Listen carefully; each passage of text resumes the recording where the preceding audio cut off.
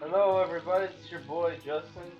Today we're doing another showcase. This time we're doing a showcase on The Shadow, which is a famous crime fighter character that started off in radio plays in the 1930s, if I'm not mistaken, who eventually went on to have films and comic books and novels made after him, obviously, since we're doing a comic book showcase. So I first heard about this character through the 1994 movie, if I'm not mistaken, The Shadow, which starred Alec Baldwin. It had Peter Boyle in it, and had like this Hong Kong actor, I forget his name, and James Wong was also in it, if I'm not mistaken. And that movie, it's a thing where I like the movie, but it's kind of the prosthetics on Alec Baldwin did not look too great. And then like Alec Baldwin for some reason looks kind of fat in that movie. I don't know if that's just my imagination, but yeah, like the Shadow character just looked weird in that movie. But like it's still if you were to ask me what's a better movie, The Shadow or like The Phantom, which came out around the same time with Billy Zane, I would say The Shadow was probably a better movie, but Billy Zane looked more the part as a superhero. Like we're not here to talk about that stuff. We're here to talk about the Shadow comic books, which obviously I don't have the single issues. I have one single issue, but like I have it in storage, and I don't really want to get into it. I only have the one. I mostly have the Shadow trades, which were all published by Dynamite, except for one, which was a crossover with DC. But we're not gonna talk about that one first. We're gonna do the in order of the ones I read, right? And what got me into the Shadow comic books was basically Razor Fist.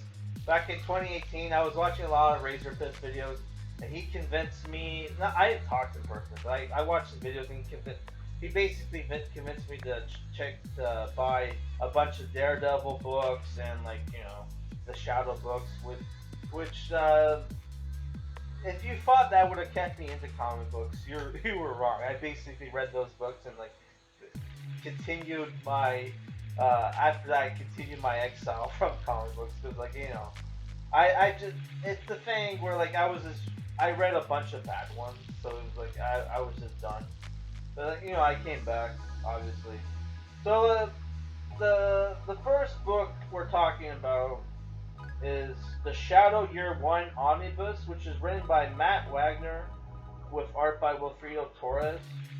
This is based by the title. You can basically figure out it's about the first year that the Shadow started fighting crime in New York, mostly like like bootleggers and like gangsters and whatnot. And some of the villains in this book are pretty cool. Actually, you have this German like mad scientist whose face is all mixed up from like chemical warfare. He kind of reminds me of that character from like Hannibal Lecter. And you also have the Chinese guy, who I don't know if that's Genghis Khan. It's been a while. It's been like a few years since I read this book. But yeah, he was also cool. And the book collects like 12 issues. No, not 12 issues. Sorry, 10 issues, and cost me $40. You know what? 40 bucks for 10 issue trade, not too bad. My problem with the book is that it's rated T plus. Would have been nice if it was rated M. And you also it comes with some. You have a cover gallery, and I think one of them says that Alex Ross did one of them. You have one by Howard Clayton, who Howard Clayton is considered the issue 9 cover. That's Alex Ross. That looks pretty cool. So it's 8. I have a hard time telling like what actor he used for the inspiration for before the Shadow, because it kind of looks like that old Star Wars actor from like Hammer films. What's his name? What's his name? Oh my god. I watched a bunch of movies with him too. He was in like Horror Express. He was in that the Blood Beast Terror. The beast must die, not the wolf must die. He was in a bunch of like Frankenstein and like Dracula movies with Christopher Lee. I can't remember the actor's name, but he kind of looks like him. So also, one complaint I have about this book, when I got it, the cover pretty much like, you know, was detached, and now it's finally detached. But the book is still holding together. I might just glue that on there and hope the book stays together. Thank God I read the book before the spine just completely came off. So that makes rereading it and reviewing it for you guys pretty hard. But if you were to ask me what I thought about this book, I would say it would have been like a 6.5 out of 10. There was some, like, you know, that's the thing with the Shadow books, is they're very repetitive, because he just fights, like, you know, the same kind of characters over and over. But you have some really cool villains in this book, right? So the next Shadow book is also written by Matt Wagner. This time it's a hardcover. Oh, it's written by Matt Wagner with Brandon Wagner, and it's a crossover book. Oh, and it's co-published by Dark Horse. I forgot that. It's Grendel versus the Shadow, which the Grendel is a character created by Matt Wagner, who's kind of like noir-esque. Like think Iron Fist if he was like noir. That's basically what Grendel looks like. But he has like this stick with two blades on it. I also remember this book being pretty cool. How many issues is it?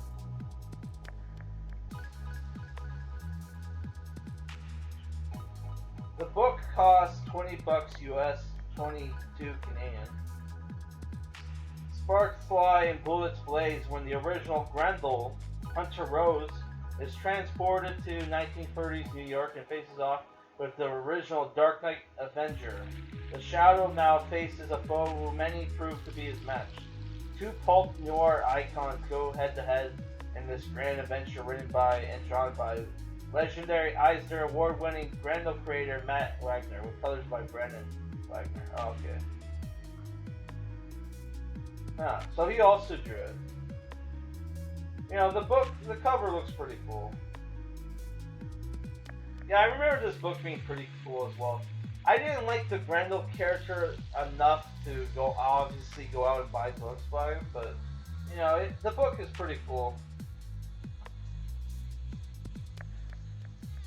And the Shadow gets disarmed by the Grendel and just pulls out like two short swords, like two machetes. Apparently there's a female Grendel. I don't know, maybe I'll pick up the first Grendel omnibus to check it out. It's the thing where the character kind of looks cool, but it's just something about it, man. I don't know. Okay, the next book is a book we already reviewed on this channel, which is The Shadow, Volume 1, Fire Creation, which is written by Garth Ennis and art by Aaron Campbell. I'll read the back for you.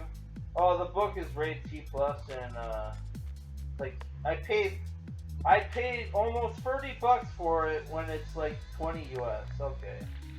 Well, I paid like $26.95 for it.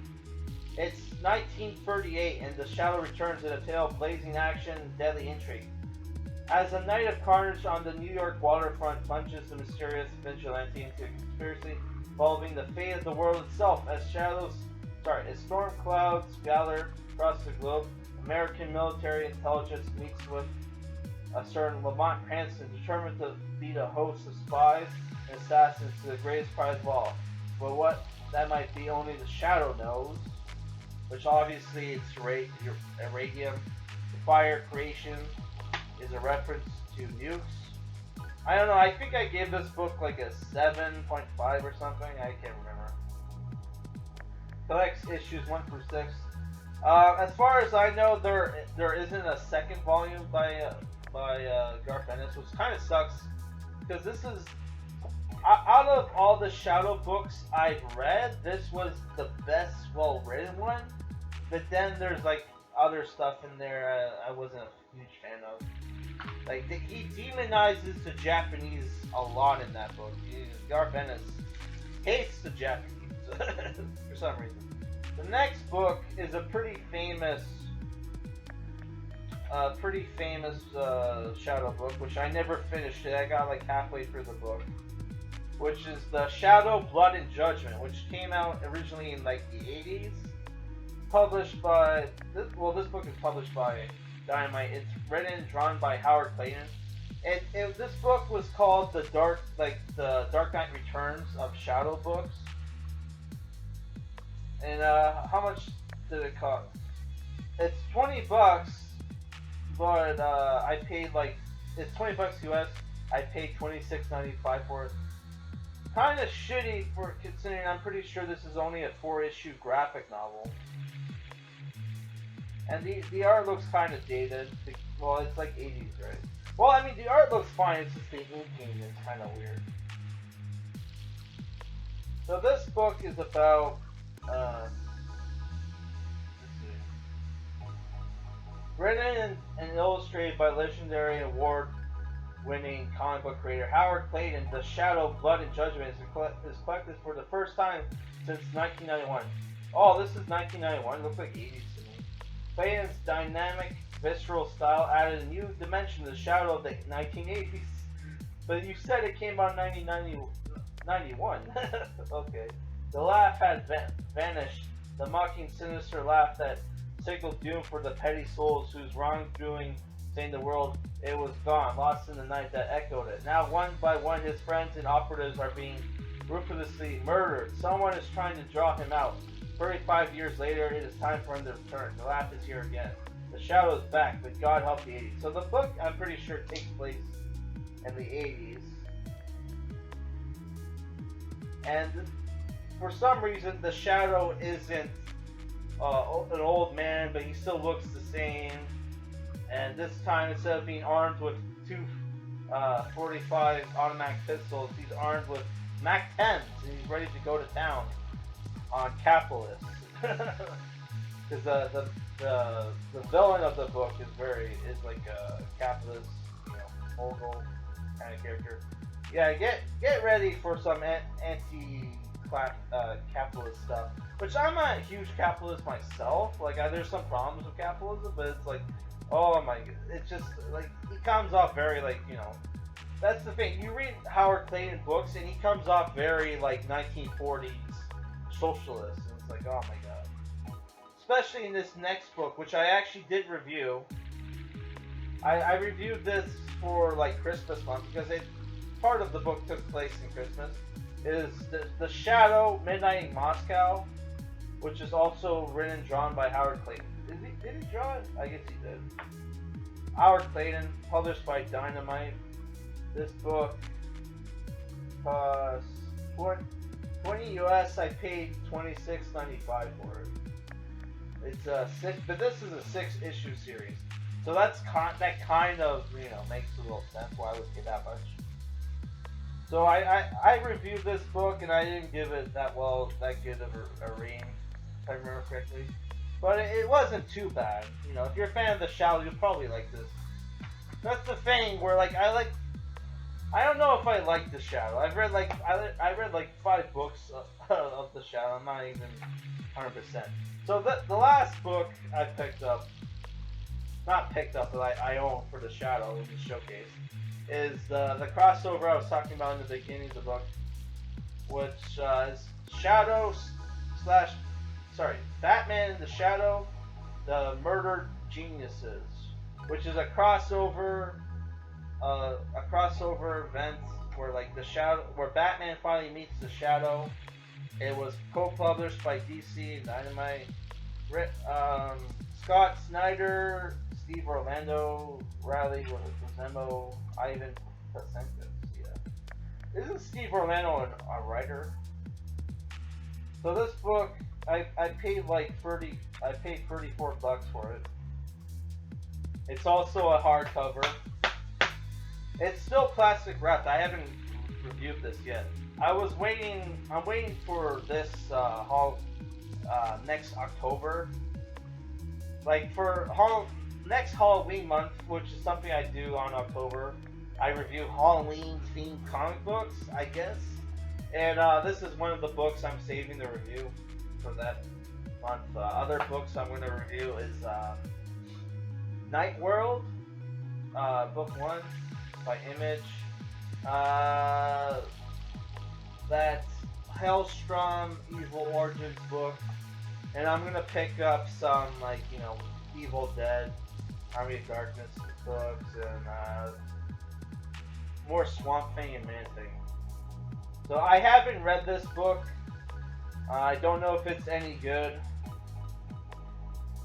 I think Razor Fist has a review for this book where he said it, you know, it pays.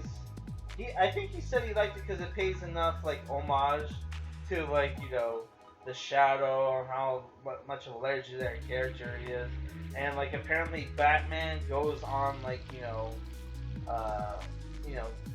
sucks like this Shadow's dick, basically admitting that he's a ripoff of the Shadow, which is like, I don't know if I, you know, yeah, there's a lot of similarities with the Shadow and Batman, but you know, like Batman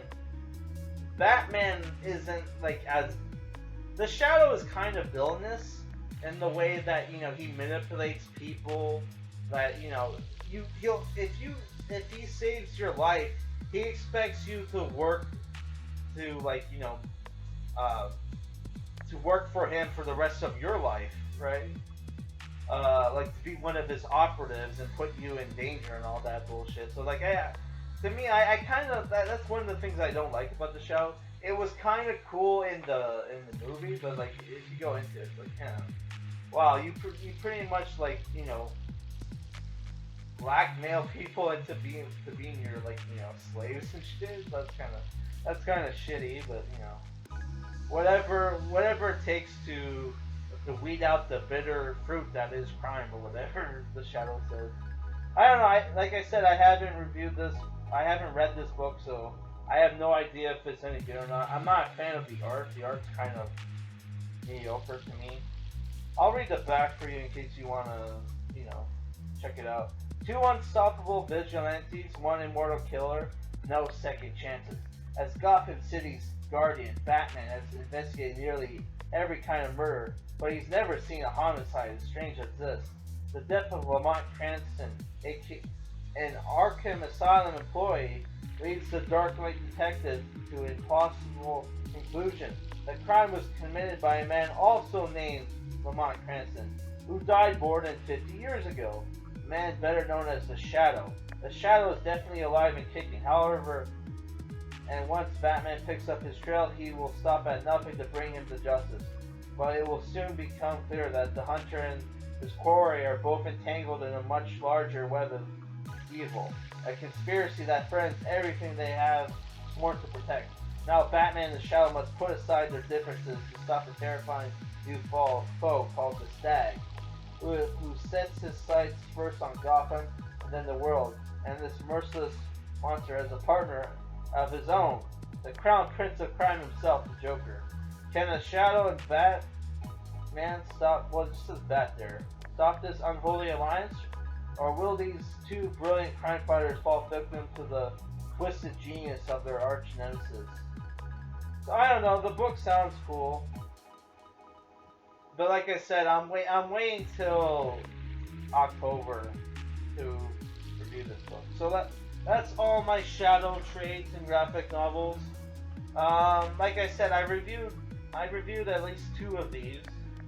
And if you want me to, you know, review any of the other books I haven't reviewed yet, like the the Shadow Year 1, Randall versus the Shadow, and Blood and Judgment. Let me know in the comments, and I'll review it as soon as I can. All right, guys. My next showcase is going to be the X-Men, but I'm only going to showcase my X-Men trades and graphic novels. My X-Men like team books, like X-Force and like whatever. I'm going to save that for another showcase because I have enough. I have enough like X-Men and X-Men spin-off team books to make at least 2 videos off that. Because like if I did them all together, it would be like an hour-long video, and nobody's gonna watch that. How people hardly watch my like 15 to 20 minute videos. All right, guys, that's it for today. Also, my showcase videos are gonna come out on Wednesdays. All right, guys.